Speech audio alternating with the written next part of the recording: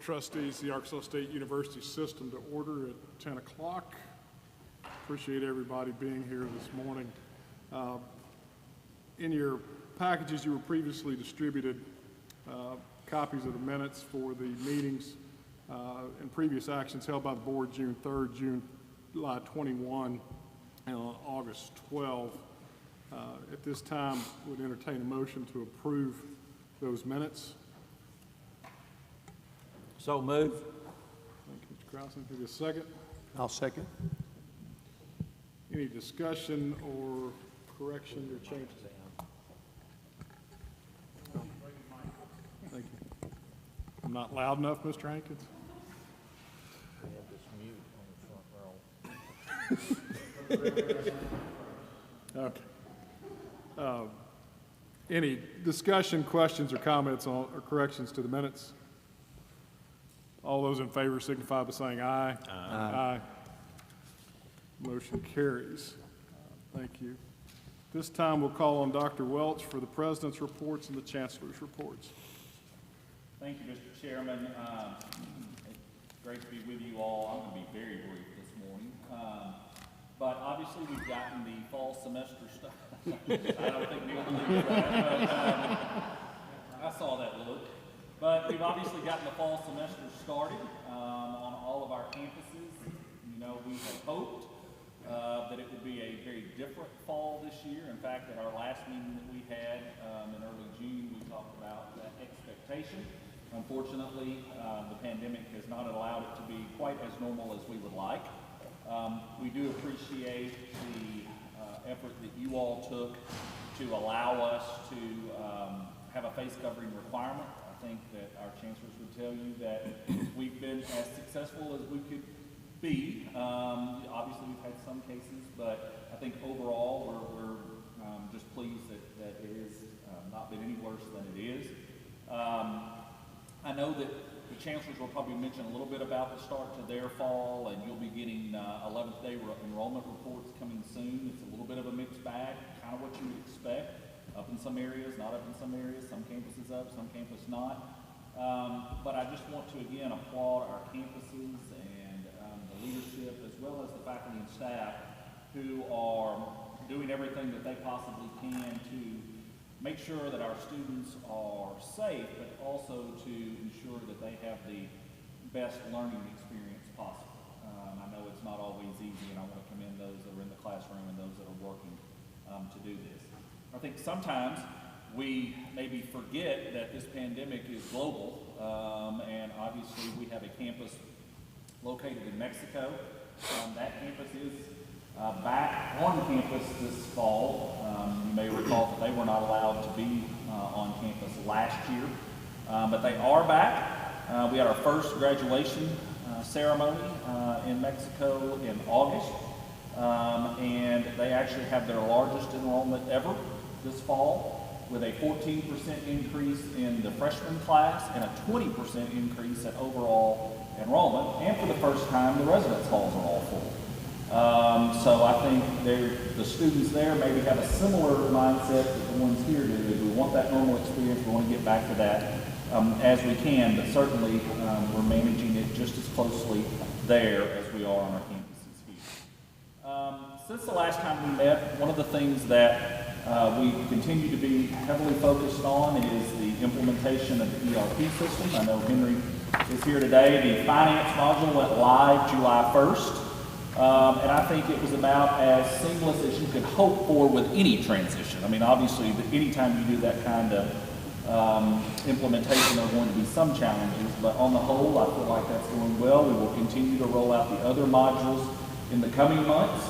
And we are also now moving on to the next phases of our efforts to enhance our shared services. And we're looking at some feasibility studies, I guess, for lack of a better term, internal feasibility studies, on some other areas where we can partner among our campuses for efficiencies and shared savings. And we will be reporting more of that to you after we get a better sense of what exactly that might look like.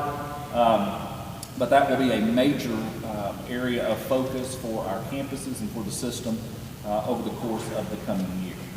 And then finally, I wanted to comment, I know he's watching on Facebook, because I've got a Facebook live stream that we have, but you will notice that Jim Worthing's not with us today. I think you all are aware that he has had to make some changes as a result of some health challenges that he is facing. But he is continuing to assist us remotely during this transition. We have formally launched the Chancellor search at Henderson. And hopefully by the end of this month, we'll begin the process of beginning to review applications.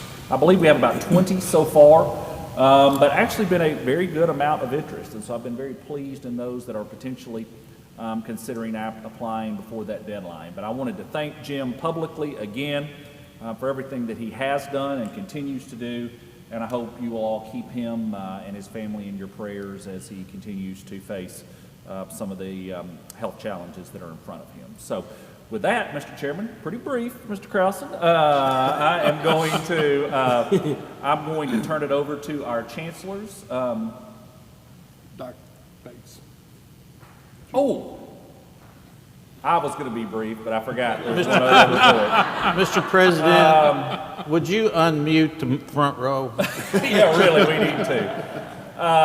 Julie is actually going to do a brief presentation on financial statements for Henderson State. And so you know that Henderson's audits always run behind, and that's not a Henderson-specific issue. It's just the way that legislative audit does their audit process. They tend to do the larger audits earlier, more quickly. That's when our Consolidateds come in. The smaller audits tend to lag behind. So that would be really any non-system institution that's in the state. I will tell you good news that Henderson's most recent audit, which you received a copy of, was approved yesterday in the Legislative Audit Education Subcommittee, and then was approved this morning by the full committee. So that is behind us, and from this point forward, they will be a part of our consolidated audit process. But as a part of that, they have their financial statements. You received copies, and Julie just wanted to give you a quick overview of that, and so I will turn it over to her. Thank you, Dr. Welch, for covering about half of my presentation for me. Good morning, colleagues. I would like to present to you today the FY20 Henderson State financial statements. As he mentioned, audit was done by Arkansas Legislative Audit and presented yesterday to that committee. I think if you please focus on the fact that this is for FY20, and so for me, I've really struggled with putting this in perspective. This is a whole year behind, and there's a lot of subsequent events from what happened in FY20. So we are in the process now of compiling the FY21 ASU System Consolidated, and we will include Henderson and the Henderson State Foundation in our audit because their foundation will meet materiality. We do expect our audit to be completed by December. Their foundation is audited by Landmark CPAs. So what I would like to do first is sort of set the scene for what was occurring in FY20 so that we can understand all that occurred that year, because it does impact the financials and how we look at them. In August of 2019, they had a $16 million finance for energy performance contracts and some other campus improvements. Now, you might remember they were expending exorbitant amounts on critical maintenance upon campus. So yes, this was additional debt taken on, but it was needed to reduce that operating expenses annually. So October 24th, the Henderson State Trustees voted to merge into the ASU system. And then January 1, they moved to a fully insured health plan.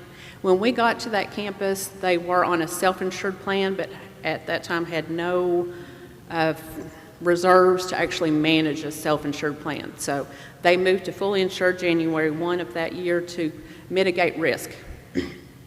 February 14th, Moody's stabilized the Henderson credit rating at Baa2 negative, citing the pending merger with the ASU system.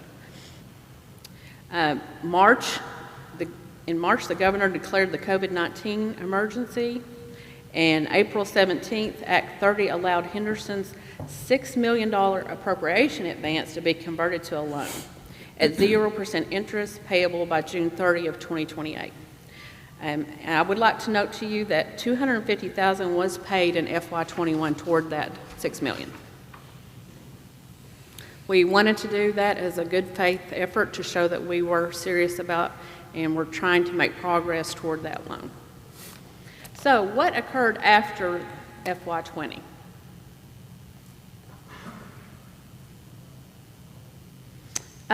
July 27th is when Dr. Borsett came on board and was hired as interim chancellor. November of 20, the Higher Learning Commission approved our merger. And February 1st of 2021, Act 18 completed our merger. After that act, Moody's updated Henderson's outlook from negative to stable, which was a credit positive. One of the primary concerns that was cited by Moody's was obviously the liquidity issue of the campus. So if you look at Henderson's days of cash on hand, and these ratios are calculated based upon our reserve policy of the board. So in June of 2019, they only had 7 days of cash on hand. So as of June 30th of 2020, they had 38 days of cash on hand. So a great improvement, but definitely still not where we need them to be. Our policy requires that they maintain a minimum of 60 days. So we continue to work on that issue to increase their liquidity. But when you consider what has occurred that year with COVID and everything, that was a good improvement in the cash. So improvement in liquidity, because one of the things that we prioritize is debt service and payroll. So as cash flow happened throughout the year, we were always careful. We always put back that debt service that we knew was coming within the 6 months and making sure that we had money for payroll. So some other key indicators, our state revenue was very solid that year, but net tuition and fees decreased by $342,000. Good news is that operating expenses decreased from $64 million in 2019 to $61.9 million in FY20. Now, in the fall of 2019, when we saw that, when we came in to help them and we understood where their position was, we instituted quite a few budget cuts. Obviously, the staff took salary cuts and cuts in retirement, but those did not go into effect till January. So that reduction in operating expenses, you're really looking at 6 months worth of expense reduction. So Henderson ended FY20 with a deficit net position of $15.3 million. Excluding net pensions and other OPEB liabilities, the deficit net position was $4.3 million. Okay, so I always kind of like to give you the outside rating agency's perspective, and as you can see, this was in February of 2017 that I've already mentioned. So this is when they stabilized them after the merger. And what they list as still their primary concerns is their weakened operating performance and their material reduction in liquidity. So we continue to focus on increasing or building reserves and maintaining adequate liquidity. However, the credit positives, they state that joining a large state university system will be beneficial for Henderson, providing stronger fiscal oversight in addition to brand recognition. So it's going in the right direction, and I do expect, although I don't have audited numbers, I do believe we will continue to see improvement in the FY21 numbers. That's all I have, Mr. Chairman, Mr. President. Thank you, Julie. Any questions? Julie, I've got one question. Sorry, Kelly. You're quick on the trigger. As far as the federal COVID funds and the monies coming into Henderson, what does that do to the position for this year? It will definitely assist. Now, we have not even started drawing the third round yet, so it will actually impact FY '22. Okay. You think they'll get closer to the 60 days cash on hand by the June 30? It will be Closer. better than, yeah. Mr. Chairman, I would say I have cautioned them about, false hope, I guess, if you will, by drawing too much of that down, really seeing that day's cash on hand go up, knowing that that's going to go right back down or potentially change. So we're trying to be a little bit more strategic in measuring in that so that people don't think, wow, everything's much better now, and then all of a sudden go, it's much worse the next year, and it's all because of that influx One-time of the fix. one-time federal money. Yes, sir. Yes, and that's, as you know, fall is our time where we have higher cash flows. So to manage that cash flow, we'll probably try to time that drawdowns later in the fiscal year. Thank you. Thank you, Julie. All right, Chancellor, thank you for being our host this morning, and we'll turn it over to you. Thank you, Mr. President. Thank you, Mr. Chairman, board members for being here. Welcome to Arkansas State University. Welcome home to Arkansas State. As the President mentioned, we have started the fall semester with high hopes, and our hopes are still high regarding COVID. I will give you some context, though. 1 year ago today, we had 172 students and employees in isolation, and probably about 5 times that many in quarantine because of the contact tracing. The next day, September 11th, we had 187 students and employees in isolation. Today, we have 39 students and employees in isolation, and most of that is because of your decision to allow us to have a mask mandate in enclosed environments, and so we're mandating the use of masks in classrooms and any indoor space where distancing isn't possible. So thank you for doing that, and I think the proof is in the pudding. The other thing that's helping us is tremendous work done by our staff and volunteers, our faculty and students last year to stand up some vaccination clinics. At the most recent data I have is over 80% of our faculty are fully vaccinated, an increasing number every day. Around 70% of our staff members are vaccinated. The reason it's a little bit lower, we have some staff members that are not student-facing, and so they may not feel as necessary to do that. So a little lower on the staff side. Our students, it's a little uncertain how many are vaccinated. We do surveys pretty regularly. The best data we have is that 80% of the students who respond to the survey tell us that they're vaccinated. But as a social scientist, I know there's some bias built in there. People who are vaccinated are most likely to respond. But I will tell you that the data that we do know is actually very encouraging. More than 90% of our student athletes are vaccinated, fully vaccinated, and that happened this summer. And large numbers, over 115 of our football players are vaccinated. A huge percentage of our staff and coaches are vaccinated as well. So athletics has really led the way there as well. And so we're thankful for that. And again, the proof is in the pudding by the relatively low number of cases on our campus. Enrollment numbers are always something that is exciting to anticipate. We had the same experience we had last year where we're anticipating a lot more students coming as incoming freshmen this year in the summer. And we had some significant, what we call melt towards the end of the summer, where students who we thought were coming didn't come.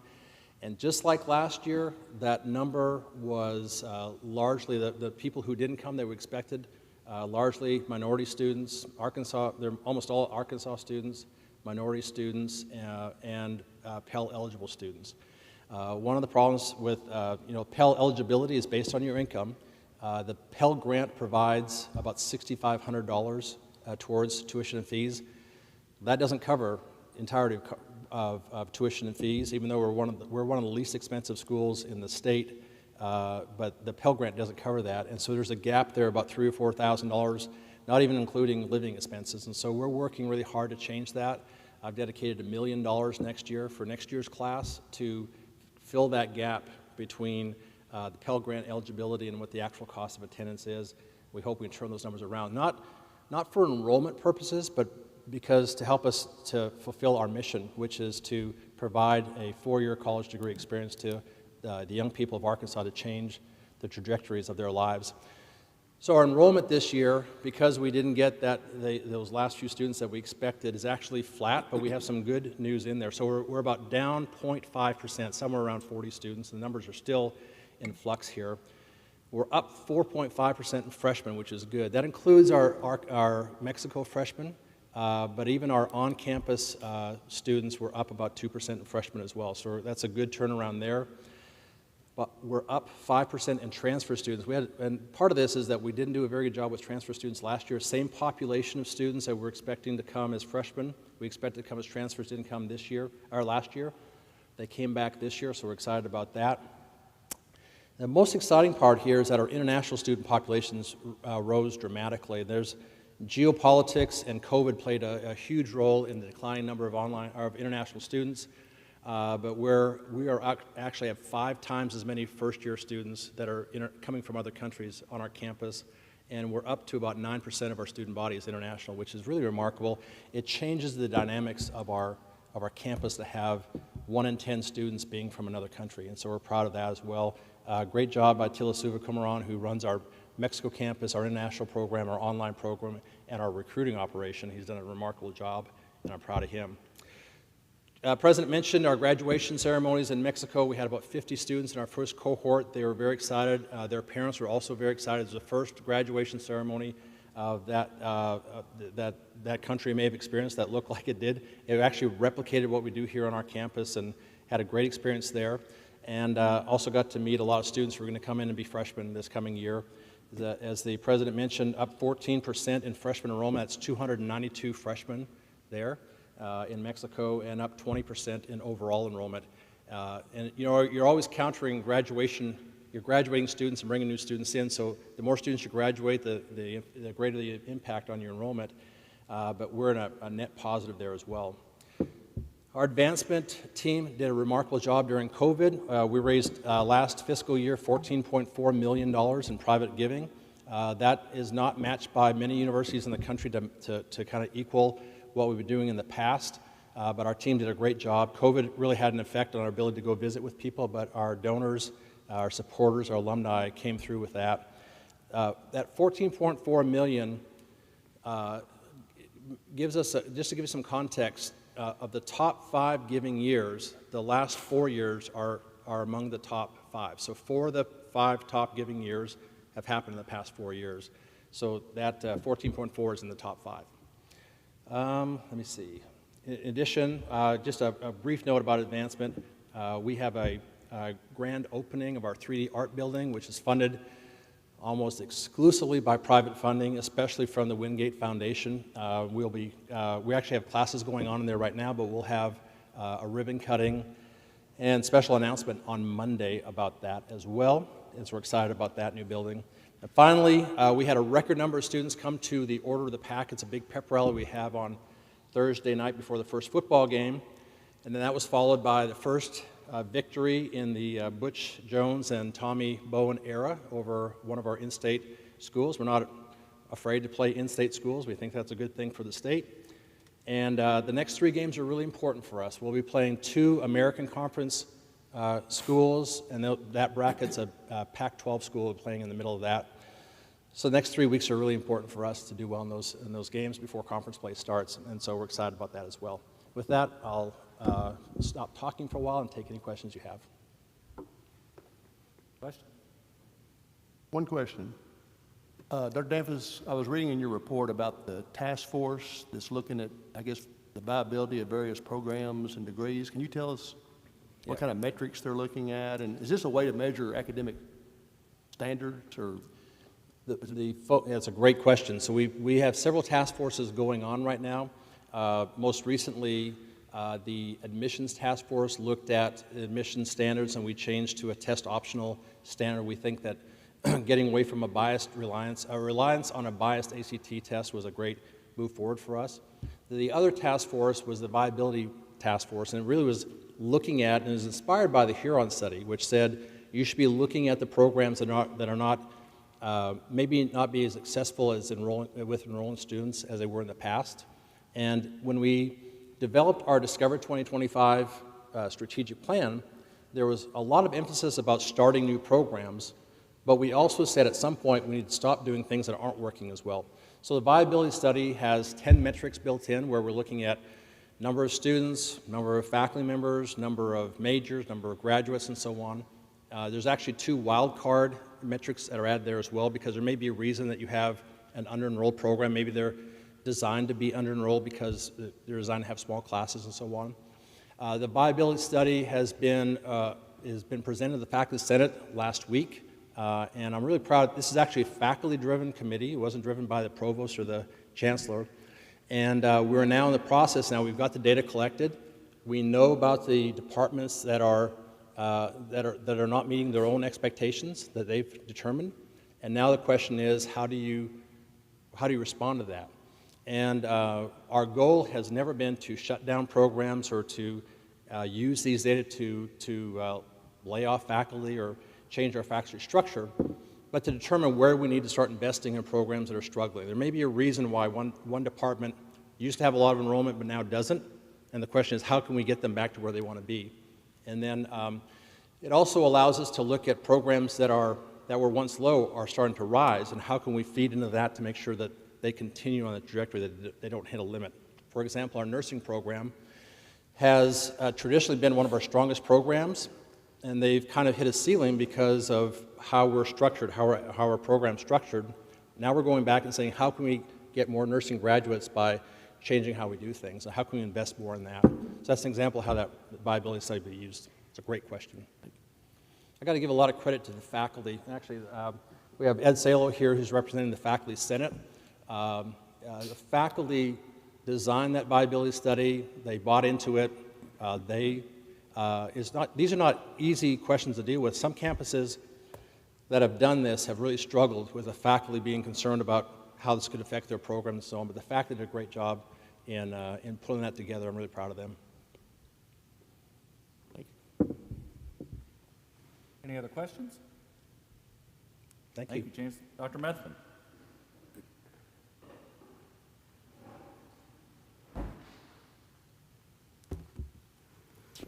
Mr. Hankins, is this good?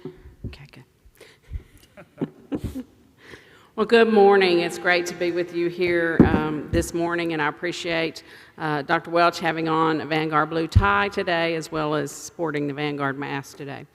As Kelly mentioned, we're all exceptionally grateful that you all have given us the tools we need to try to keep students on campus and in class. That is the most important thing. Students told us that last spring. We want to be on campus, we want to be in class, and so they've been exceptionally cooperative in making those things happen and doing what we need to do for that to happen. So they readily say, hey, I'm not feeling well, can I get a test? They're doing the things that we're asking them to do, and that's a great joy. Currently, we have 12 cases in isolation. We do have a rather large number right now in quarantine, but that's largely due to one program. So we have weathered things so far very, very well.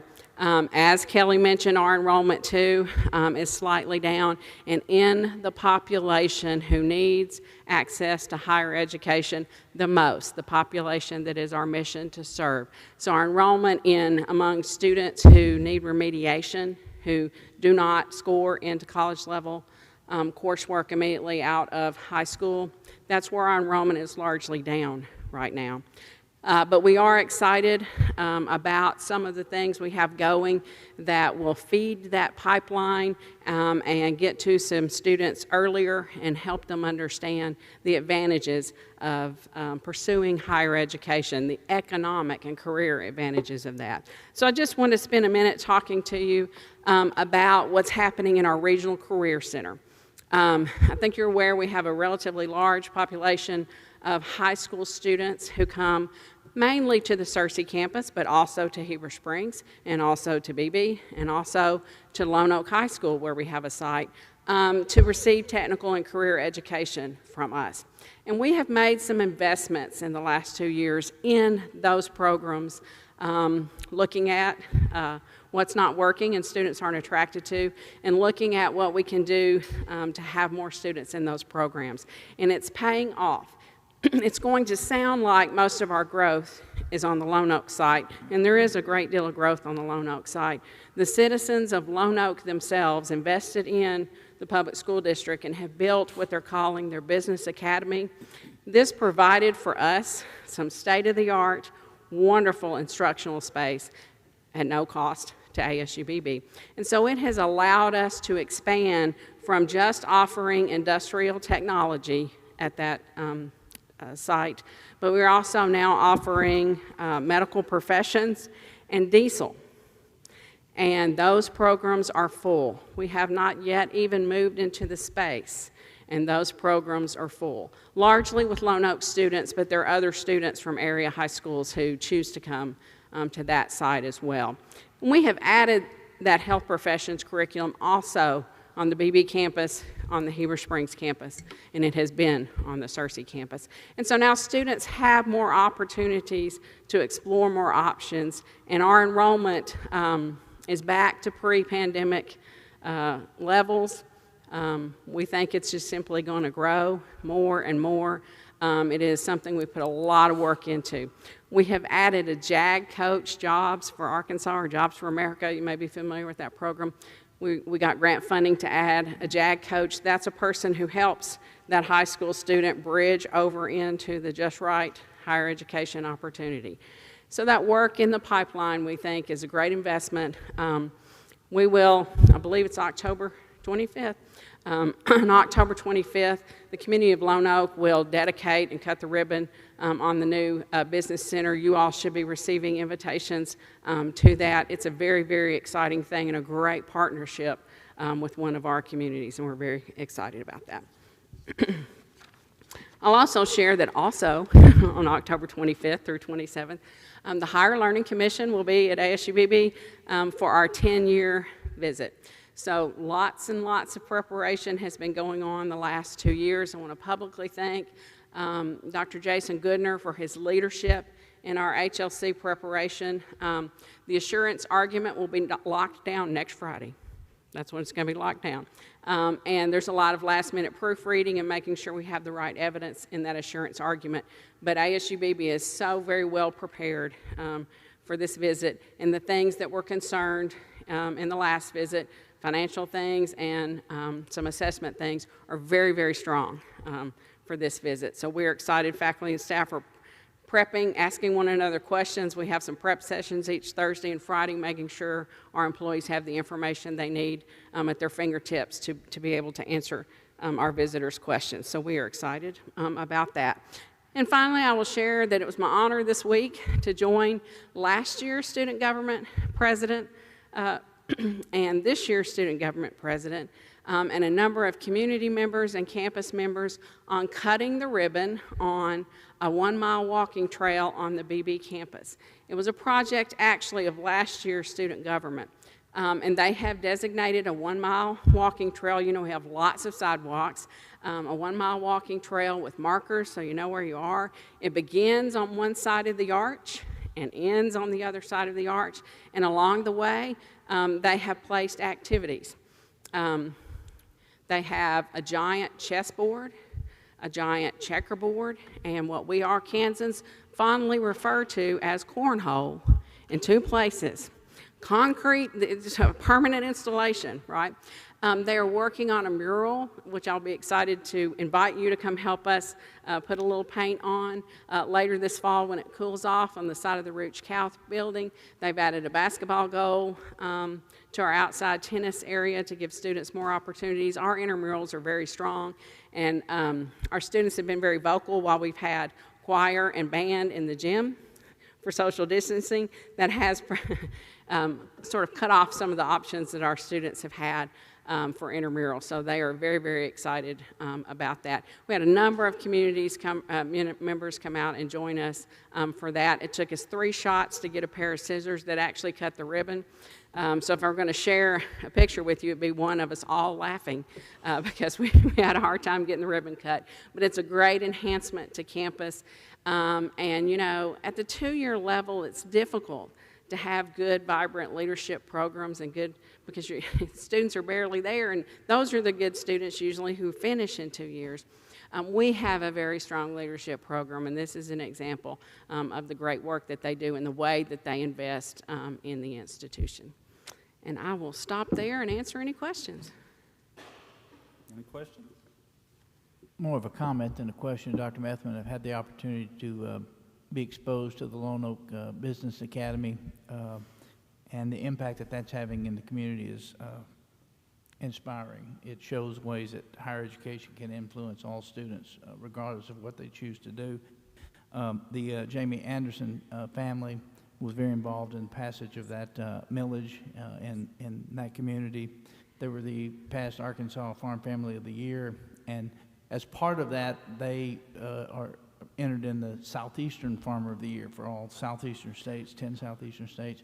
The judging team for that contest was in Arkansas 3 or 4 weeks ago, and a good portion of the Andersons' conversation with them was about their work with the Lone Oak Business Academy. And I can tell you the judges for that were incredibly impressed of the community impact, the fact that the community colleges were providing curriculum and also a grant assistance with that made a big impression on those judges, and it made a big impression on me. So congratulations and continue to do good work there.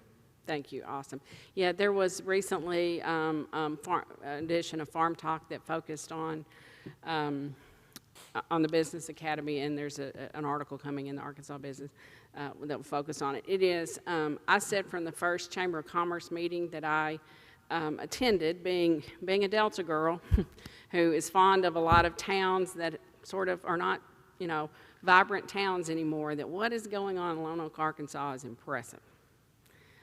It's impressive. They're intergenerational, interracial, interagency, working together to bring opportunities there. And so we're very proud to be a part of that. Thank you, Mr. Acton. Thank you, Chancellor. Dr. Myers.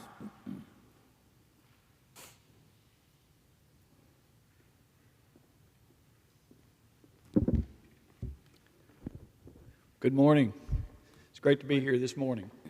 I just want to give you, everybody's giving you a COVID update, and our campus is faring very well. As you remember, when we started school, Baxter County was one of the highest in the state in terms of incident, and we have 4 students who are quarantined because of COVID right now, so we feel very fortunate that the numbers are very low and going down in our county, so that's a very good sign. I think the mask wearing and some of the other protocols are helping definitely on campus. As you can see, I had a message about enrollment, and I just wanted to mention that our staff did an incredible job this summer. They worked every list, every student who made any kind of contact with us, we made outreach to them, whether it was through FAFSA, the application, or just a note card or a phone contact. And they worked very hard all summer and worked for us to get to the enrollment level we are, and we're very near even, which we feel very good about from last year, and so feel very good about the work and just applaud the staff and the work they've done. Like BB, we have the Higher Learning Commission coming to see us on October 4th and 5th. This is our mid-cycle visit, and we've already locked our argument and are very well prepared to see those folks. We have a 5-member team, which I don't quite understand for a mid-cycle visit, but we'll have them all in Mountain Home and on campus for those days, so I'm sure at some point they'll be making a communication to the board. They've not given us their agenda yet, but we will keep you apprised of that. Our walking, biking trail is under construction. We hope the next time you're on campus you get to see that. It'll be a great addition to the campus. We also recently finished a minor construction project inside our library and added a number of study carrels that would help for isolation or people to study in there in a more private setting, so it's a great deal.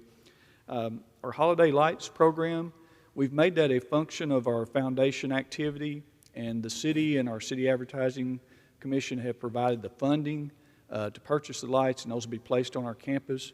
And we hope in future years you'll see a good stream of revenue flow into our foundation. The agreement with everyone is that those proceeds would be used for student scholarships on our campus. So we're very pleased with that, and we hope you'll begin to see some great things from that in the future. And once again, I have to mention the Wallet Hub rankings. Y'all know Wallet Hub ranks all the community colleges in the nation each year, and we were number 1 4 years ago, number 2 in the last 2 years, and this year we were number 6. Very proud of our campus.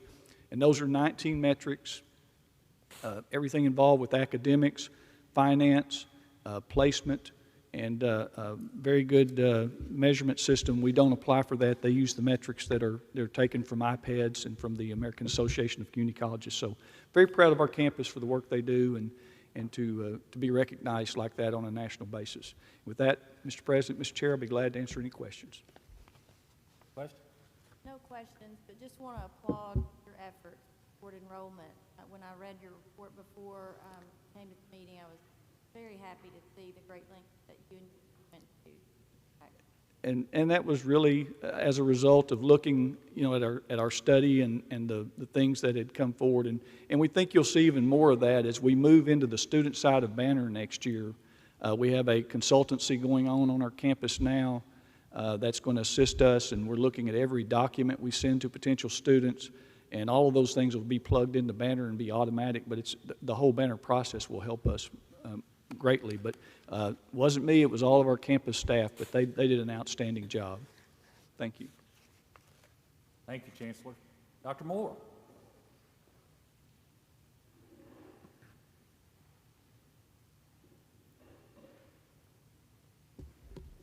Good morning. Let me pull this mask off here.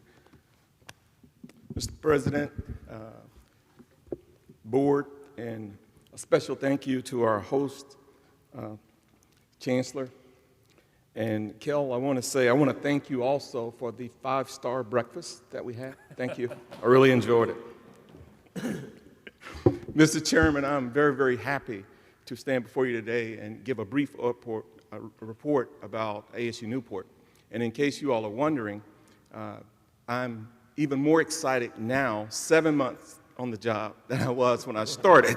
So I want to make sure everybody knew that.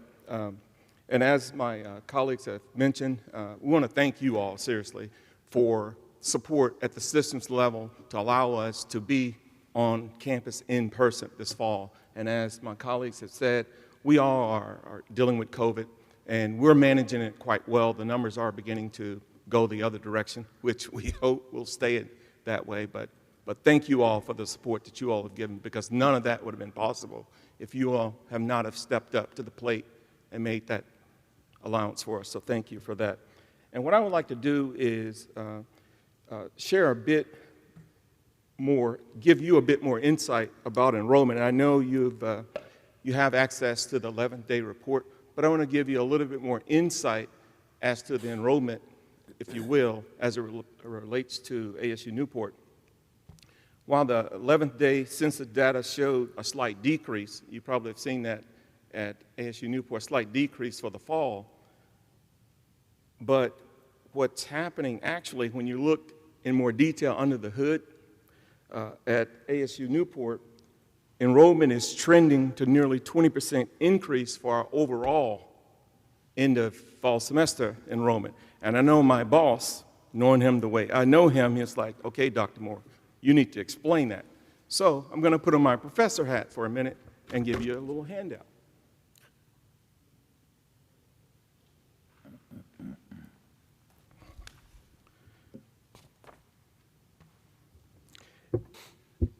And as that's been passed around to you, ASU Newport is, and I know if you ask all of the chancellors, all of us will say, well, our institution is unique.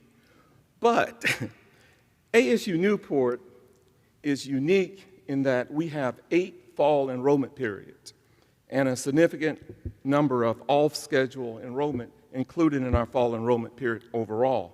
So on the sheet that I just handed out to you, if you notice there, we implemented, so the top part of there, you see it has a fall semester.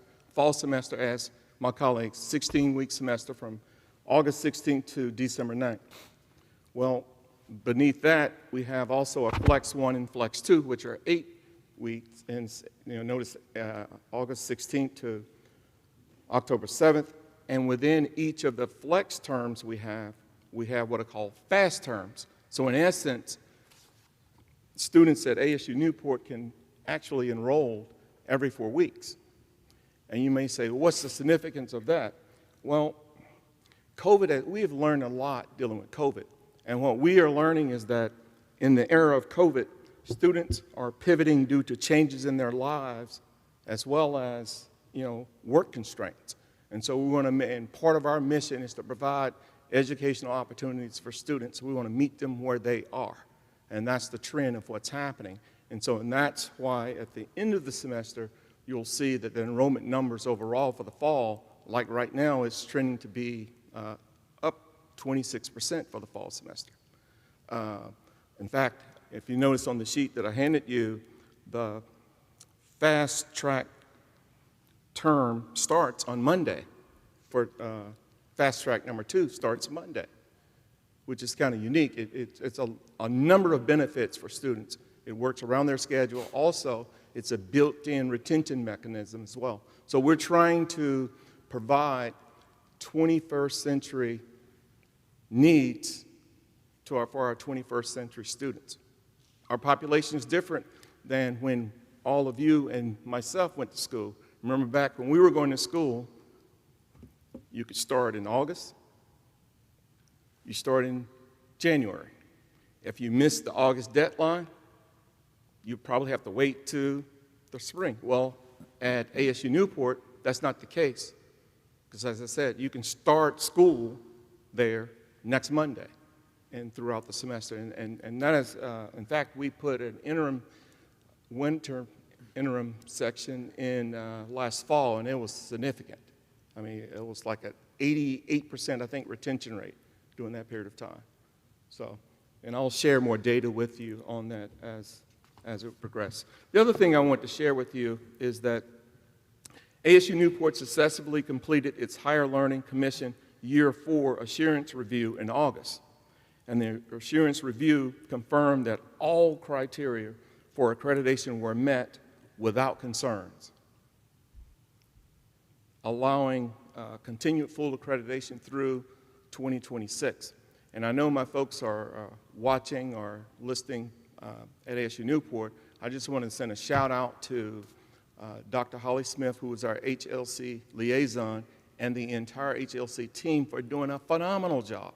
And I also want to shout out to the entire faculty and staff for doing just a phenomenal job on a daily basis to help move the needle, and that is providing educational opportunities for all students at our institution.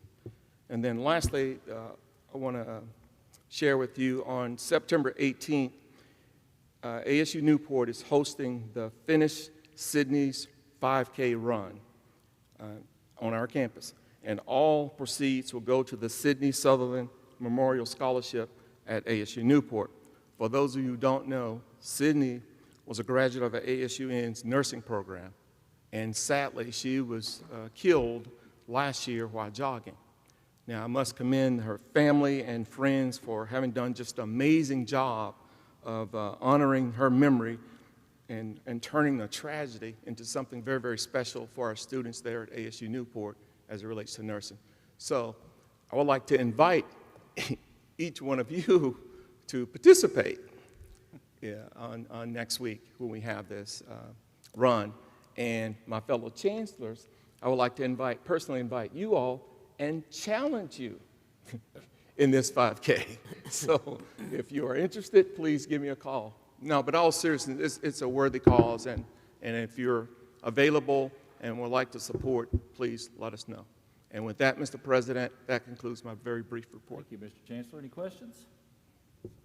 Commend you on the multiple semesters. I mean, I think that's where we're headed in higher education. Yep. So appreciate that.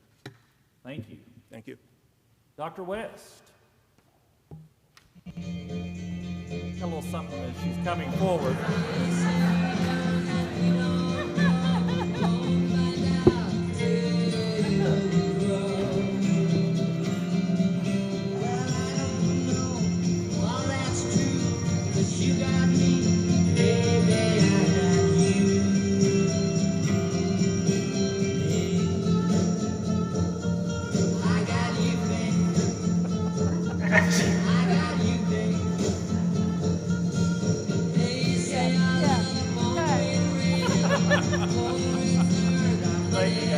cut it now if you want to. Please That, cut it. Please that cut was it. shared by My ex-husband. Deborah's ex-husband, soon to be, I think. But Deborah, I'm just going to tell you, our esteemed chairman put me up to that. So We want to thank you for your sacrifice in favor of higher education. 'Cause clearly, you had a higher calling. You nailed it. Yeah, that was a chair's prerogative. Said, can we have this as some walk-up music Okay. for Dr. West? absolutely. Walk up. Just remember what they say about paybacks. I don't even know how to start now. Thank you. You've thrown me completely off. I guess I'll start by thanking Kelly and his staff for the wonderful breakfast this morning. The mimosas were a really nice touch, and we appreciate those. Also, I want to say thank you to my colleague, Dr. Moore, because I think he pointed out something that maybe is often lost when you see headlines in newspapers about declining enrollment at institutions across the state and across the nation, in that semesters aren't traditional anymore. A traditional 16-week semester, that's really not as appealing as to college students as it used to be. They like the quick in, quick out, particularly at two-year colleges, I think. And I think that's very important for you to understand that 11th day report that you often see quoted in the newspaper is just a snapshot in time. It doesn't necessarily predict what those numbers are going to look like at the end of a semester. So thank you, Johnny, for doing that. I'm not going to talk too much about what's already in my written report because you all have it in front of you and you can read it, but I wanted to elaborate on one thing that my colleagues have shared, and that is how much we appreciate you're allowing us to implement mask mandates on our campus. That was huge to all of us, but particularly big for our faculty who have to be in close contact with students every day. That's a big deal, and so we appreciate you allowing that.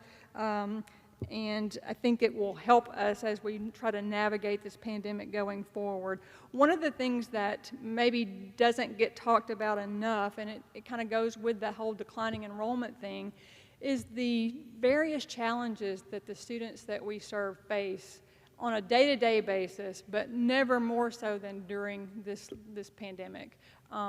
There's childcare challenges, there's transportation challenges, there's food insecurity. And food insecurity is one of those things that we don't often talk about, but it's big for us, particularly among the students that we in the community colleges serve.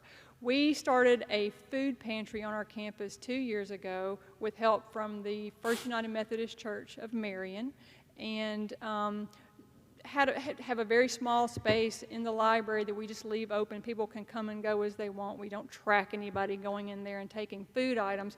But thanks to a partnership that we've recently entered into with the UA Extension Service, specifically their RDROP program, and RDROP is an initiative of theirs that stands for the Arkansas Delta Regional Obesity Project. We've recently been able to expand our food pantry. They have provided us with really, really nice shelving units for our pantry. They provided us with a refrigerator freezer and a microwave. And they are there to help us promote healthy food offerings in this food pantry. They'll be coming onto our campus later in the fall to conduct cooking demonstrations with some of the options that are in the food pantry. And without them, we would not be able to do what we're currently doing. And so I wanted to reach out and let you know that we're trying to serve students in every way that we can. And food insecurity is really a challenge, I think, for all of us. We recently received word that we have been funded yet again for our Educational Opportunity Center, and this is a group of people on our campus that provide support to students or individuals age 19 and over who want to attend college. It doesn't mean they come to ASU Mid-South. They could be going to the University of Memphis. We will still serve them in that EOC office. That grant cycle is a 5-year cycle. It's worth approximately $1.375 million to our campus. And I will tell you, one of the first jobs I had at at Mid-South was as the first director of that program. So it's very near and dear to my heart, and we're excited to have been refunded for another 5-year cycle. We're still waiting on word, hopefully later this month, about another federal grant initiative that we have applied for. It would be a third round of predominantly black institution funding for our institution. If we are awarded that grant, that's going to be $3 million for 5 years. So we hope, we're waiting with bated breath and hoping to hear good news from that application coming soon. Last thing that I want to touch on is the athletics update. We had a ring ceremony for our women's basketball team who won the Region 2 tournament last year. We had a ring ceremony for them about 2 weeks ago. They were very, very excited. They got these really cool championship rings provided by our foundation. And that team is returning 3 starters from last year's 25-2 squad, and they have scheduled 13 NJCAA Division I opponents this year, and including a couple of top 20 perennial favorites. And so they've got a tough schedule, and we're looking for great things from them. Our men's team is welcoming back 3 starters as well, including All-American Sam Smith. They are hoping to return to Region 2 championship play and maybe go on to the national tournament. So we're looking for great things for our men's and women's programs this year, and we're excited about the start of this season coming up in a couple of months. So with that, I will conclude my report and entertain any questions. Any questions? Okay. Thank you, Sheriff. Cher is leaving the building.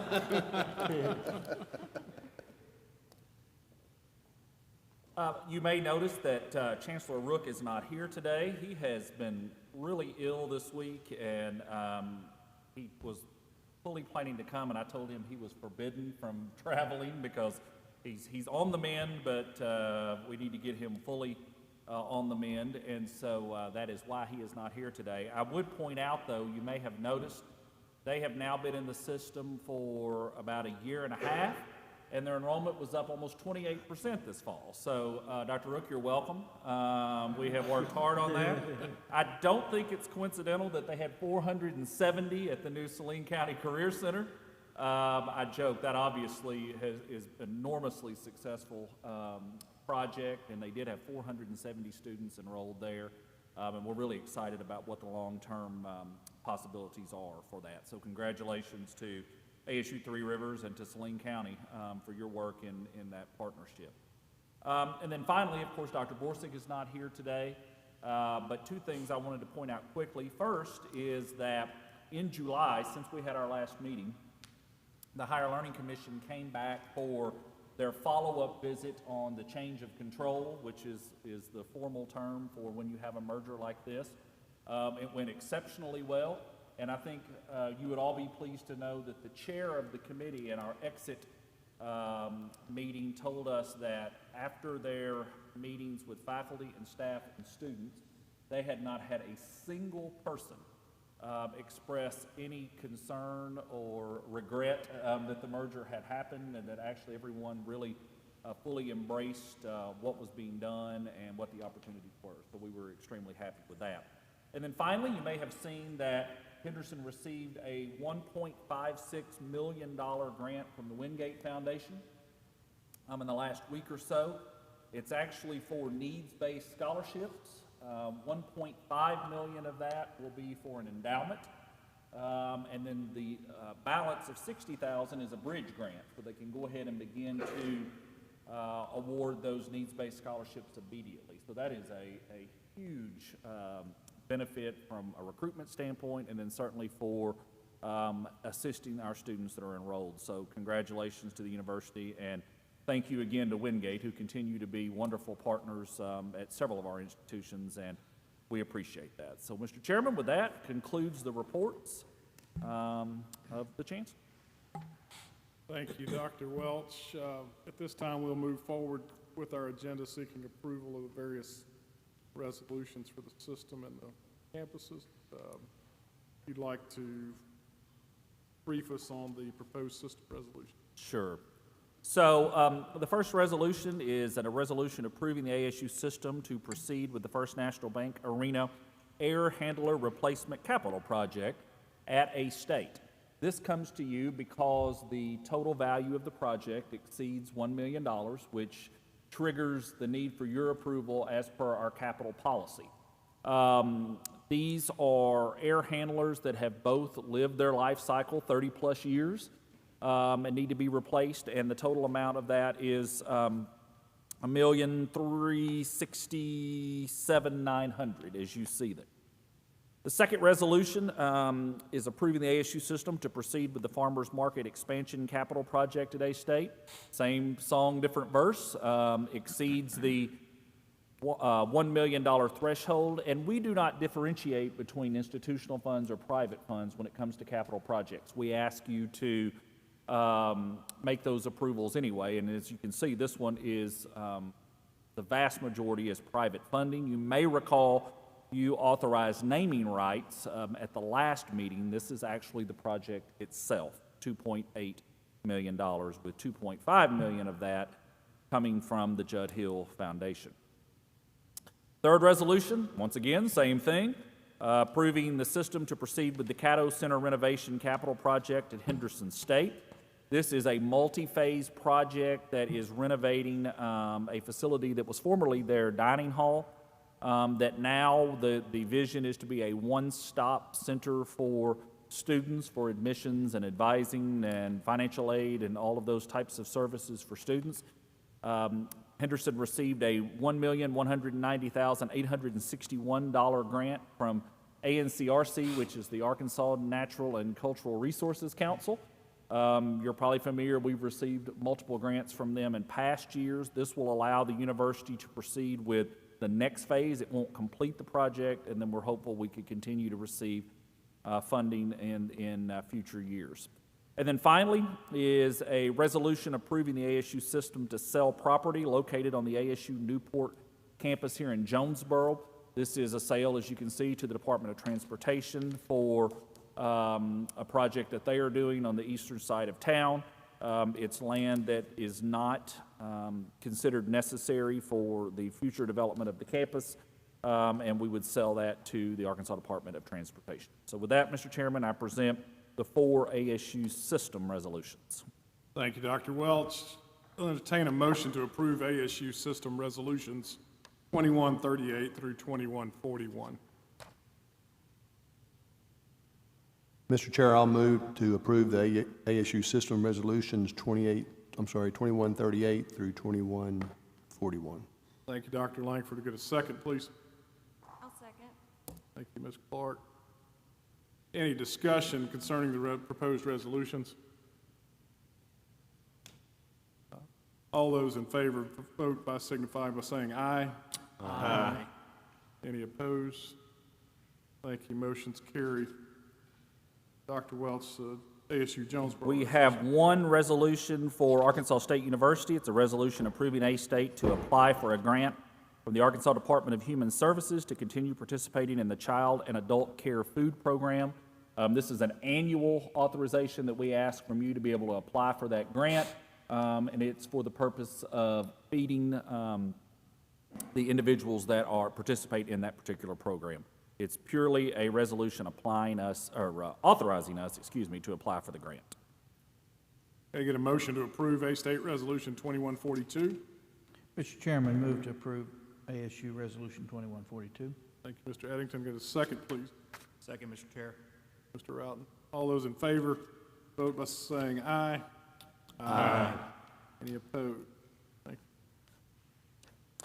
Next, Mr. Chairman, we have 2 resolutions for Arkansas State University Newport. The first is a resolution approving ASU Newport to apply to the Arkansas Department of Career Education in order to add a secondary technical center satellite location at ASU Newport's campus in Jonesboro. You may recall they began their Ignite program several years ago on the Newport campus. This is simply to allow for them to seek approval to have a satellite. And then secondly is a very straightforward resolution approving the campus to offer both a technical certificate and a certificate of proficiency in teaching. Thank you, Dr. Welch. Do I hear a motion to approve ASU Newport Resolutions 2143 and 2144? Chair, I move to approve ASU Newport Resolution 2143 3 and Thank you, Ms. Clark. A second, please. I'll second that. Thank you, Mr. Krausen. All those in favor of ASU Newport Resolutions 2143 and 2144 signify by saying aye. Aye. Any opposed? Mr. Chairman, we have one resolution for Arkansas State University Mid-South, approving ASU Mid-South to enter into an agreement in order to purchase all rights and the content that was developed for ASU Mid-South for 3 computer programming courses. This is a requirement because of state statutes related to individuals who've left employment from the university, and then we are wanting to hire back. This is an individual that was developing courses for us, had to leave employment with the university prior to concluding that work, and we want to bring the individual back in a contracted manner to complete those courses, and to do that, we just need the authorization of this governing. Thank you, Dr. Welch. I hear a motion to approve ASU Mid-South Resolution 2145. Mr. Chair, I make a motion we approve ASU Mid-South Resolution 21-45. Mr. Routon, second, please. Mr. Chair, I'll second. Dr. Langford, any discussion on the, all those in favor signify by saying aye. Aye. Opposed? Thank you. We have 2 proposed Arkansas State University Three Rivers resolutions. I'm going to read portions of each of these. The first is a resolution recognizing the significant contributions of Barbara Ann Smith to ASU Three Rivers. And I'm not going to read the entire resolution, but whereas Barbara Smith began her employment with the college in July 2016 in an institutional services position after working as part of the then custodial contract and continued to work there until her sudden and untimely passing. She was a dedicated, generous, and contributing member of ASU Three Rivers, always exhibiting an enthusiastic approach not only to completing her daily job duties, but also in giving her time whenever the need arose, serving on committees, and consistently acting as an unofficial ambassador for the college. And whereas the ASU Three Rivers Staff Council wishes to appropriately acknowledge the lasting impression and now ultimate void left by Ms. Barbara, to recognize her positive outlook and to honor her memory, which lingers in the hallways and buildings on campus, in accordance with and approved by the ASU Three Rivers Board of Visitors, now therefore be it resolved by the Board of Trustees of the ASU system that the newly created Employee Fitness Center on the campus of ASU Three Rivers shall be known henceforth as the Barbara Ann Smith Fitness Center. The second resolution is recognizing the significant contributions of Floyd and Joyce Parker and Christy Parker Norris to ASU Three Rivers. Whereas Floyd Parker was instrumental in the founding of Ouachita Vocational Technical School in the late 1960s, served as the chair of the Area Advising Committee for Ouachita Vocational Technical School, and as chair of the Foundation Board of Directors from 2003 until 2012, and whereas Joyce Parker was the first secretary for Ouachita Vocational Technical School, serving from 1971 to 1985, and whereas Christy Parker Norris served as a member of the Ouachita Technical College Board of Trustees from July 13, 1998 until her untimely death on October 23, 2007, as well as serving as co-chair of the Changing Lives Building Futures campaign for the OTC Foundation. And whereas members of the Parker family have been loyal donors to and ambassadors of the institution throughout the years, now therefore be it resolved by the Board of Trustees of Arkansas State University System that the house located at 1103 North Park Drive in Malvern, purchased by the ASU Three Rivers Foundation and at its recommendation, shall be known henceforth as the Parker Family House. And those are the 2 naming resolutions we present for your consideration, Chair. Thank you. Do I hear a motion to approve ASU Three Rivers Resolutions 2146 and 2147? Mr. Chairman, I so move that we approve the ASU Three Rivers Resolutions 2146 and 2147. Thank you, Bishop Rudolph. Do I hear a second, please? Second. Any discussion on the resolution? All those in favor vote by signify saying aye. Aye. Vote. Finally, we have 2 proposed Henderson State University resolutions. The first is a resolution approving Henderson State to offer an optional voluntary retirement program. You recall that we have done these on all of our campuses at least once and wish to do that at the Henderson State campus this year. The second is a resolution approving Henderson State to revise academic standards for admission into its undergraduate programs. This comes on the heels of what the Jonesboro campus did at your last meeting, where we made, and I'm just really generalizing and summarizing here, but made admissions test optional. Again, as I said when we did this with Jonesboro, it's really a national trend. I mentioned that Wheatley has applied, I think, to 6 or 7 universities across the country recently, and none of those have required standardized test scores for admission purposes. This will actually be just a 1-year approval for Henderson State, and then they will go through the complete shared governance process with hopes of bringing back to you a long-term resolution, but this would allow them to at least do it for the next academic year. So those are the 2 Henderson State resolutions. Thank you, Dr. Welch. Do I hear a motion to approve Henderson State Resolutions 2148 and 2149? Mr. Chairman, I would move the approval of Henderson State University's Resolution 2148 and 2149. Thank you, Mr. Kraus, and we have a second. I'll second. Clark, any discussion on the 2 resolutions? Mr. Chairman, if I could ask Dr. Welch for a little deeper discovery on the voluntary retirement program. Could you just explain how that progresses, and is there a target savings or target number? That's a great question. It's really difficult to target a specific figure because it really just depends on who opts to participate in the program. There are parameters that are set by the state. There are also parameters that we set internally in terms of ensuring that it is a revenue positive type of program. What happens is we will put that out and we will develop the exact parameters, put that out to the campus for a set amount of time. Once we determine exactly who would like to participate in the program, then we go back and look at the analysis to determine, is this going to be revenue positive in the long term? If so many individuals do it or so few individuals do it, whatever the case may be, that we were to determine this may not work, then we would have the option of changing the parameters. Individuals could then opt out if we had to change the parameters. I can tell you that on every campus, correct me if I'm wrong, Julie, without exception, that we have done this program, it has ultimately been a positive endeavor. And so we would certainly, because we make sure on the front end that we believe it will. And it's really all based on what you believe that you can replace those positions for, or if you don't replace them at all. So it really depends. It's very difficult to have a target amount, but certainly one that would be revenue positive for the institution. Thank you. That helps a lot. Any other questions or any other discussion? All those in favor of the resolutions vote by saying aye. Aye. Any opposed? Mr. Chairman, before you go to the next thing, I did just want to say, especially for those watching, while this meeting has been going on, there's actually an event occurring at Henderson State today to formally dedicate the CABE Center. And I called Anita CABE this morning on the way to express my regrets for not being able to be there. She understood why. Shane Broadway is representing us, but poor Miss Anita and her family just want to say thank you again for that. Sorry we couldn't be at the event today, but we certainly appreciate your generosity. No doubt.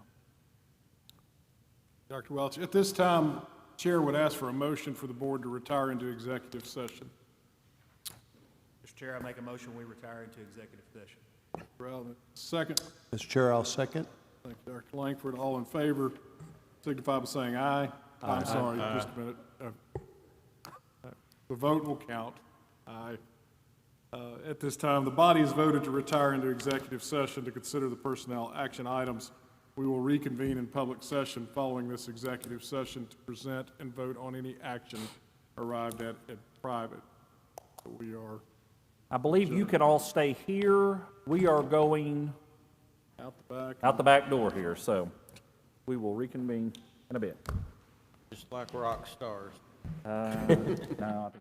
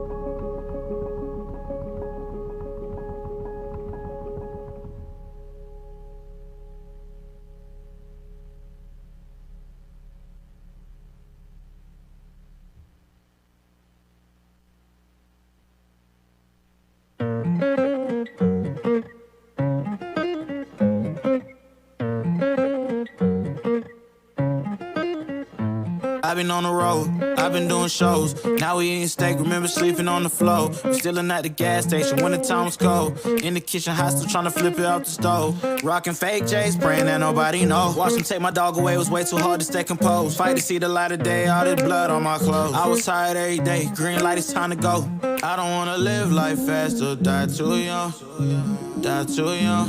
100 miles per hour, I might crash, cause the good die young.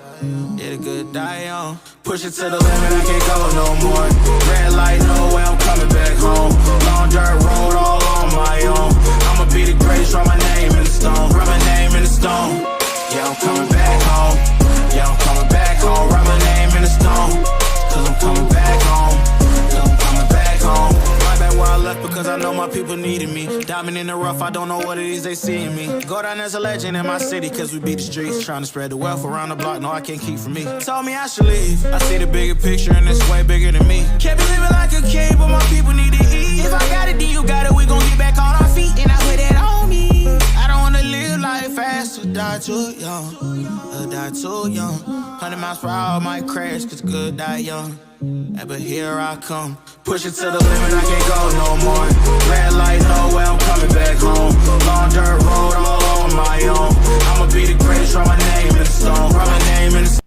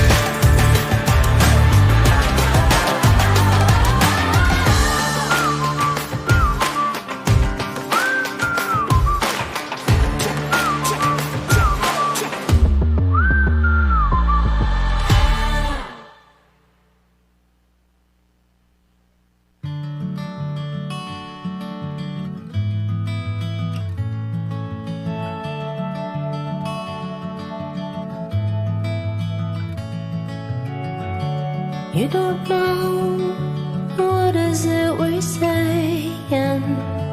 You don't know, you don't care. All you know is honey that you're faking. You don't know, you don't care. We're all having fun, bathing in the sun. We're all building castles, castles in the sand. We're having fun, we're having fun.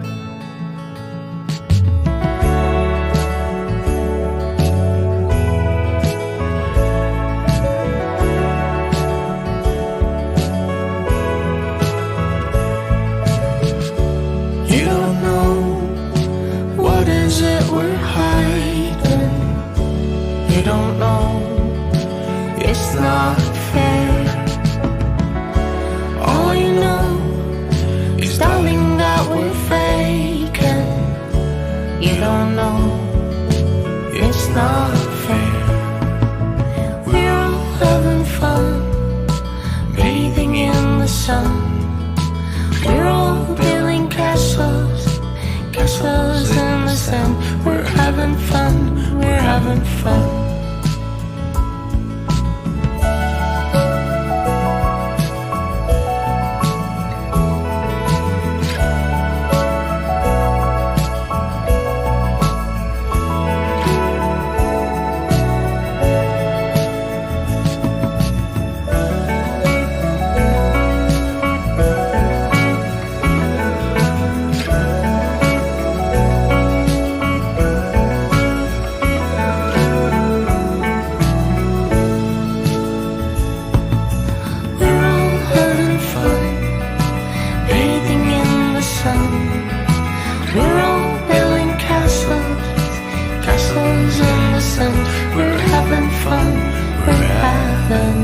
fun.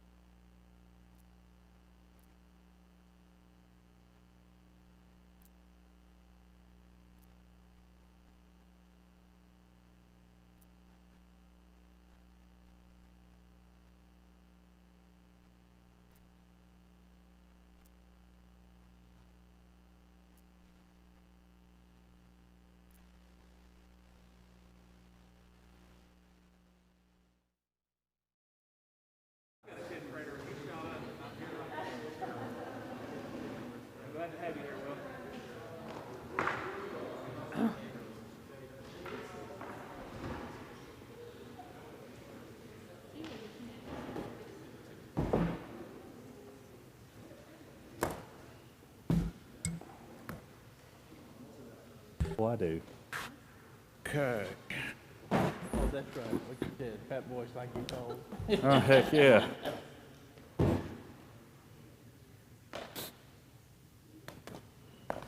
Chancellor Davis, before we restart, I want to thank you for the air conditioning. Christy's complaining about how cold it is, and I'm loving every second of it. So,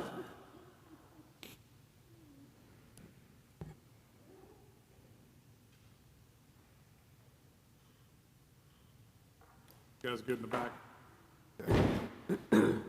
All right, at this time, we'll call the meeting back to order. Looks like it's about 12:05, and move into approval of the resolutions covering the personnel items. At this time, I would seek approval of the academic appointments, academic reassignments, non-academic appointments, non-academic reassignments, and contract revisions for ASU Jonesboro. Get a motion to approve? Mr. Chair, I make a motion we approve the academic appointments, academic reassignments, non-academic appointments, non-academic reassignments, and contract revisions for ASU Jonesboro. Thank you, Mr. Routon. Going to get a second. Mr. Chair, I'll second. Langford, thank you. All those in favor signify by saying aye. Aye. Motion carries. This time we'll entertain a motion to approve the academic appointments, non-academic appointments, and non-academic reassignments for ASU BB. Chair, I would recommend approval of the academic appointments, non-academic appointments, and non-academic reassignments. Thank you, Ms. Clark. A second, please. Second. Thank you, Mr. Eddington. All those in favor vote by saying aye. Aye. Aye. Any opposed? Thank you. This time we'll move for the academic appointments and non-academic appointment for ASU Newport. Mr. Chairman, I move that we accept the academic appointments and non-academic appointment for ASU Newport. Thank you, Bishop. I'll second that. Thank you, Mr. Krausen. All those in favor signify by saying aye. Aye. Aye. Any opposed? No. Chair will seek approval of the non-academic appointment and non-academic reassignments for ASU Mid-South. Mr. Chairman, I'll move to approve the non-academic appointment and non-academic reassignments for ASU Mid-South. Thank you, Dr. Langford. Give a second. I'll second. Thank you, Ms. Clark. All those in favor signify by saying aye. Aye. Aye. We'll entertain a motion to approve the academic appointments for ASU Three Rivers. Mr. Chairman, I would move approval of the academic appointments for ASU Three Rivers. Thank you, Mr. Krausen. Get a second. A second. Eddington. All those in favor signify by saying aye. Aye. Aye. Chair will entertain a motion to approve the non-academic appointments and non-academic reassignments for Henderson State. So moved, Mr. Chair. Thank you, Mr. Eddington. Give a second. Second. Mr. Rowden. All those in favor of the appointments and reassignments for Henderson State, please signify by saying aye. Aye. All motion carried. That takes care of our personnel items. I think at this time we have a special item of business. we do. We were unable, because of COVID, to have an appropriate recognition ceremony for an outgoing board member. Stacy Crawford, as you all know, served on our board for 5 years and asked to not be reappointed just because of work that she has both in her office and in her home, I guess, with children. But certainly for those 5 years served very ably. And one thing you could say about Stacy is she always focused on students and their well-being and ensuring that we were making sure that our students were taken care of. And so we wanted to have an opportunity to, in this kind of mid-COVID meeting, I guess, to appropriately thank and recognize Stacy for her contributions. Now, she has her family with her today, her husband Rick, and Will and Delaney. Rick, I think Will might be older than you now. He looks like certainly bigger. He's amazing how they've grown, but they've certainly all been a part of our family, and we're deeply appreciative to Stacy. We are going to make a couple little presentations, but Mr. Chairman, I'd like to just, if any board members want to make comments before we do that, I think this would be the appropriate time. Well, first of all, Stacy, thank you so much for your service, and I can't tell you how much I enjoyed being able to work with you the 4 years we overlapped, and how much I learned from you, especially your perspective with your background and how it benefits our students. And I'm really glad to get to know you and your family and to call you my friend. So. Yeah, Stacy, I'd like to say how much I appreciate your love for ASU and student success. I really enjoyed serving with you. I really admired how you juggled working and being a mom and being a mother and still serving on the board. I've really enjoyed getting to see Will and Delaney grow up too. I can't believe how big they've gotten. I know, and me too. But and Stacy got the diversity on the board going, which I've enjoyed seeing, and I know that will continue. But thanks for all you did for ASU, and I enjoyed serving with you. Stacy, thank you for welcoming me and helping me to learn how to do this job. I watched you and learned a lot from you. I appreciate your friendship and your service. And I echo what Tim said, watching you with kids at home and your job and your service here, you did that very well. Just an honor to work.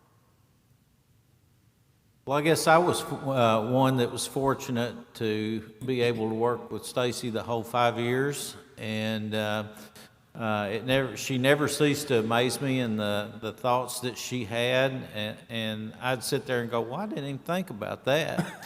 And Stacy, I really appreciate the contributions that you made to the board, and certainly I knew you before you came on the board, and grateful that you were willing to serve, and I still look forward to working with you in other projects, so thank you very much. Says on behalf of the new members, and I don't want to speak on their behalf, but I had the opportunity to work with Representative Crawford on a number of things. Your reputation precedes you. You certainly have set the stage for success for the ASU system and for those of us who have joined the board. Thank you.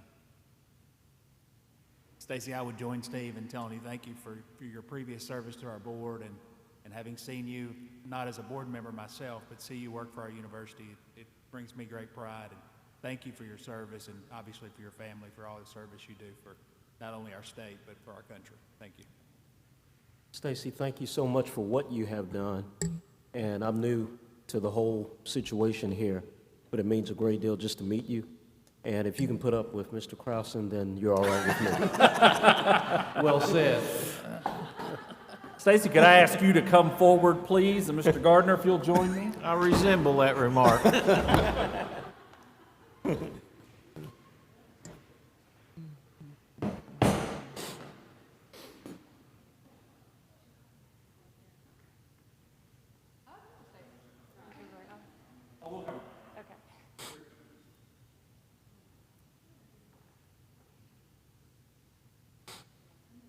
Logistics is not our strong suit.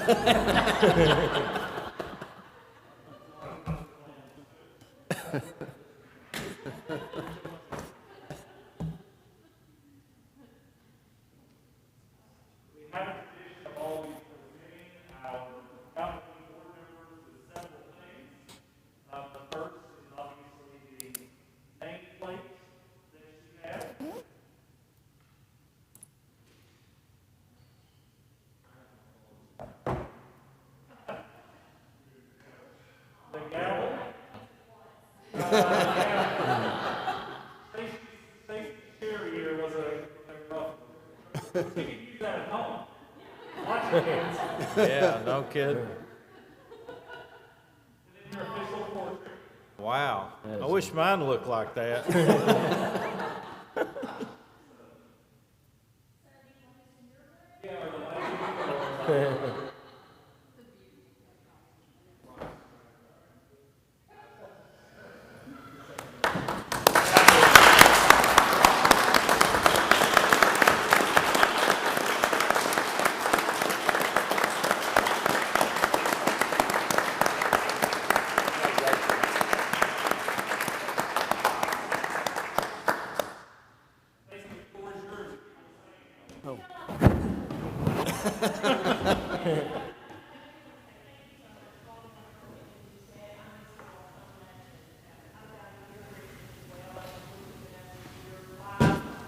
You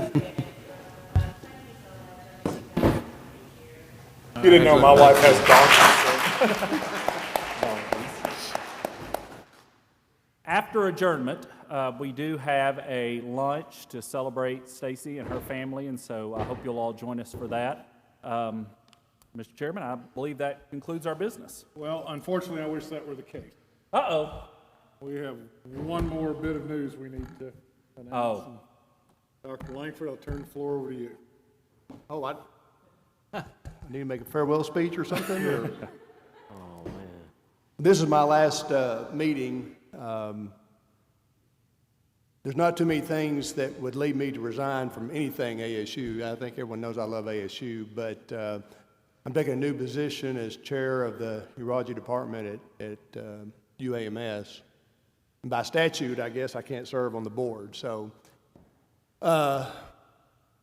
I'm very grateful. It's been one of the greatest privileges of my life to serve on this board. I want to thank Governor Beebe and then Governor Hutchinson for appointing me. I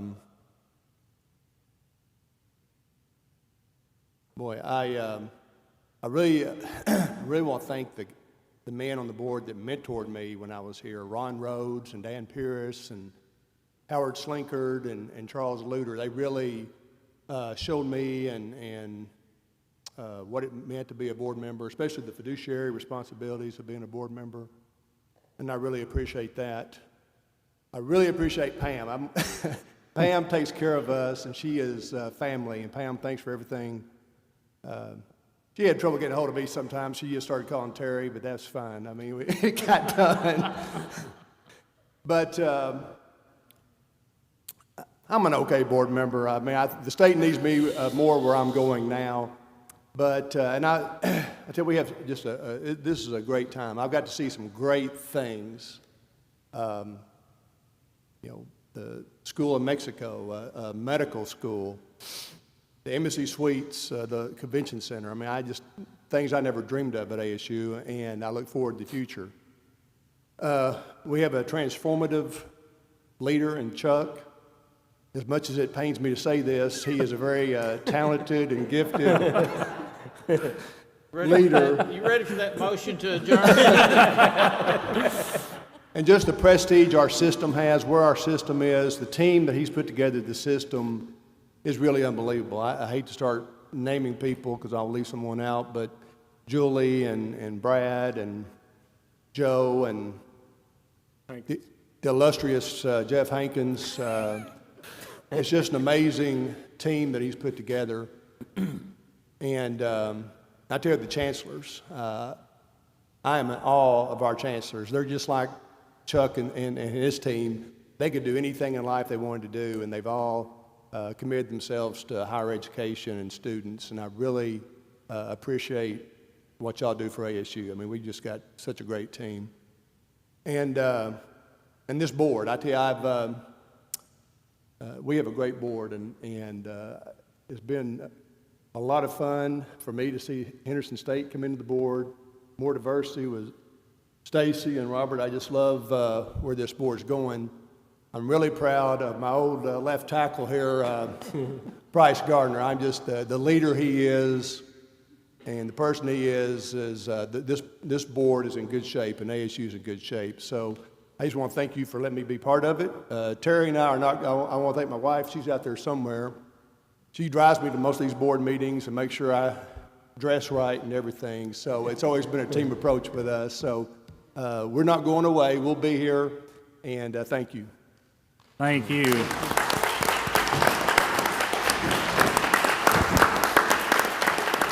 you. Stay down. Stay down.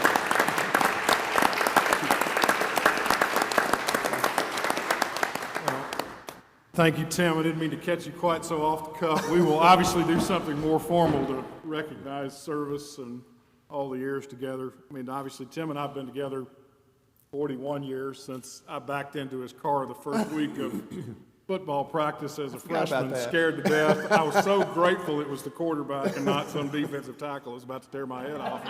But he's a great friend, has been a great leader to our board. So. And we will definitely do a formal event like we just did for Stacy.